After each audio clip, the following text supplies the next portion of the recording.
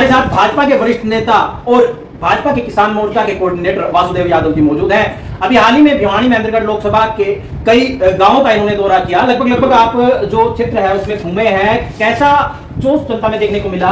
अगर बात करें इस क्षेत्र की तो अहिरवाल का ये क्षेत्र है, क्या कुछ कहेंगे? जी देखिए, मैं करीब गांव में चौधरी धर्मवीर सिंह जी के साथ, उनके सुपुत्र मोहित चौधरी के साथ मैं लगभग सब गाँव में दौरे पर रहा हूँ।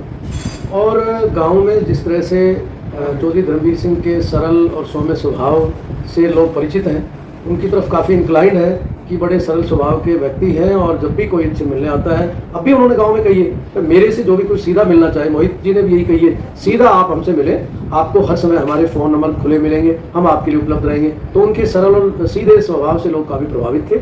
और जहाँ तक अहिरवाल के क्षेत्र में, अहिरों के गाँव की बात है, जिस तरह से राव इंद्रजीत सिंह जी ने अटेली में, कनीना में, सेलंग में और इधर आकर के जो संदेश दिया, उसके बाद अहिरवाल की अधिकतर जनता उनकी संदेश से काफ़ी प्रभावित हुई और काफ़ी ज़्यादा चौधरी धर्मवीर के साथ इंक्लाइंड होकर के उनके साथ काम कर रही है। ये तो बात हो गई भाजपा की। अगर बात करें रावदान सिंह की, तो जब से रावदान सिंह को टिकट मिली है तो एक अलग ही गर्मजोशी सी यहाँ की अहिरवाल की जनता में देखने को मिली है।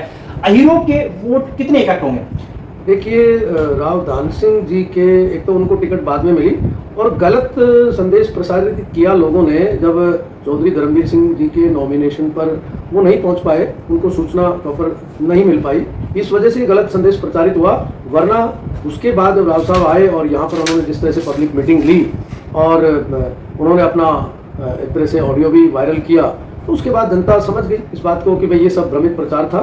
लेकिन उनका जो संदेश था, उनके लोगों में जो संदेश था, वो भरपूर चौधरी धर्मवीर सिंह के साथ, उनके साथ खड़े हैं, उनके साथ उनको सपोर्ट कर रहे हैं, उनकी बात को तवज्जो दे रहे हैं। अहिरवाल के इस क्षेत्र में क्या मानते हैं, रावदान सिंह कितना वोट अहिरों का ले पाएंगे? अहिर बाहुल्य ये क्षेत्र है, कहीं ना कहीं इफेक्ट हो पाएगा यहाँ का चुनाव? आपने दौरे भी किए हैं, दोनों में कैसा अहिरों के गाँव में जाकर आपने देखा कि कितने वोट इफेक्ट हो रहे हैं? देखिए, जो मेजोरिटी ऑफ वोट्स है यादव्स की, वो चौधरी धर्मवीर सिंह जी के साथ आएगी। और वो इसलिए आएगी कि राव इंद्रजीत सिंह जी का संदेश हमारे को मिला है, उन्होंने स्पष्ट रूप से कहा है, इसलिए हम सब उनके साथ खड़े हैं। और अधिकतर नफरी, ज़्यादा जो परसेंटेज है, वो चौधरी धर्मवीर सिंह जी के साथ आएगी, निश्चित रूप से आएगी। हमने गाँव के दौरे में भी ऐसा महसूस किया है। और राव इंद्रजीत सिंह ने जब दौरे किए तो एक अलग ही उफान पे आया था चुनाव। कहीं ना कहीं ऐसा लग रहा था कि जैसे दान सिंह बिल्कुल डाउनफॉल पे चले गए हों। लेकिन फिर अगर बात करें अभी हाल ही की, तो राव इंद्रजीत सिंह के चुनाव में भी आप गए, लेकिन राव साहब आ नहीं पा रहे इस क्षेत्र में, तो क्या कुछ प्रभाव पड़ सकता है? नहीं, राव साहब आए हैं, 4 रैलियां उन्होंने की हैं, सेलंग में की है और अपना कनीना में की है, अटेली में की है, डोंगरा अहिर में बहुत बड़ी रैली की है। तो वो एक रैली से उसके आसपास के गाँव में, पूरे क्षेत्र में इस बात का संदेश गया है और इसमें कोई घबराने की बात ही नहीं है। अहिरवाल की जनता बिल्कुल राव इंद्रजीत सिंह के साथ और चौधरी धर्मवीर सिंह के साथ खड़ी है और निश्चित रूप से इनकी जीत भी होने वाली है। अगर बात करें गुरुग्राम की, तो आप वहाँ भी गए हैं, कैसा वहाँ की जनता में जोश है? बता रहे हैं कि जो राज बब्बर है, उनका एक स्टार होने के चलते फिल्म स्टार का थोड़ा सा प्रभाव देखने को मिल रहा है। नहीं, फिल्म स्टार की कुछ भी ऐसी बात नहीं है, वो बाहरी उम्मीदवार है।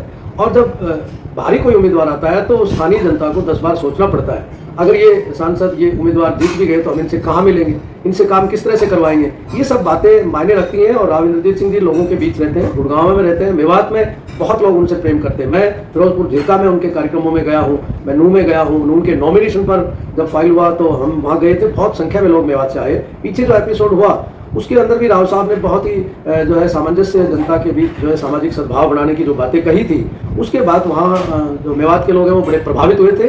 और निश्चित रूप से मैं आपको आज गारंटेड कह रहा हूँ कि मेवात से जितने वोट पिछली बार मिले थे उससे कहीं अधिक इस बार मिलेंगे और राव साहब की बड़ी अभूतपूर्व जीत होने वाली है।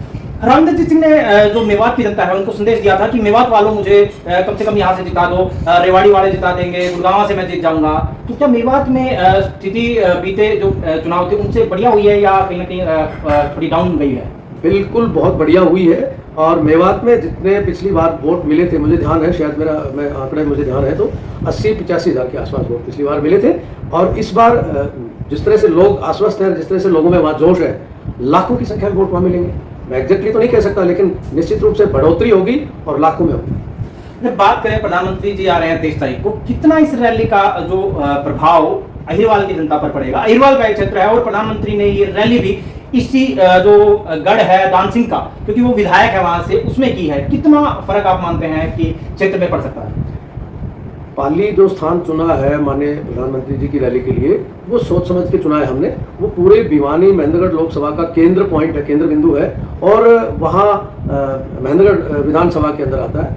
तो वो रैली तो एक तरह से चुनाव को डिसाइड कर देगी, उसका बहुत भारी प्रभाव पड़ने वाला है। जिस तरह से लोग मोदी जी के दीवाने हैं, मोदी भक्त है, वो उनके विकास कार्यों की बदौलत है और पूरे देश को विकसित बनाने के एक सपने को लेकर है। और जिस तरह से काम किए हैं उन्होंने पिछले 9.5 साल में, 10 साल में, वो स्पष्ट नजर आता है। 2014 से पहले की स्थिति और 2014 के बाद की स्थिति को हम देखें तो किसी को पूछने की, जवाब देने की आवश्यकता नहीं है। जिस तरह का इंफ्रास्ट्रक्चर उन्होंने खड़ा किया है, चाहे वो रेलवे के तौर पर हो, वंदे भारत रेल हो, चाहे नेशनल हाईवेज हो। हमारा 152 देख लीजिए आप, जो हमारी लोकसभा को चीरते हुए रोहतक से इधर से निकलता है, सीधा चंडीगढ़ जाता है। यहाँ से 3.5 घंटे में अपने पर्सनल व्हीकल से वहाँ पहुँच जाते हैं। तो ये सारा विकास अभी हुआ है। इधर बीकानेर हाईवे हुआ है। हमारा नारनौल एक छोटा सा शहर था, लेकिन आज नारनौल चारों तरफ से हाईवेज के साथ कनेक्ट हो चुका है। और इतना विकास ये केवल और केवल मात्र इस पिछले 9.5 साल में हुआ है। अगर ये विकास नहीं होता तो हमें भी संकोच होता, लेकिन हम विकास के नाम पर, देश को विकसित करने के नाम पर वोट मांग रहे हैं। निश्चित रूप से जनता इस बात को समझ रही है और वोट देगी और बहुत भारी जीत होगी। एक दौर आया था कोविड का, जिसमें अगर बात करें तो एक त्रासदी के रूप में वो रहा।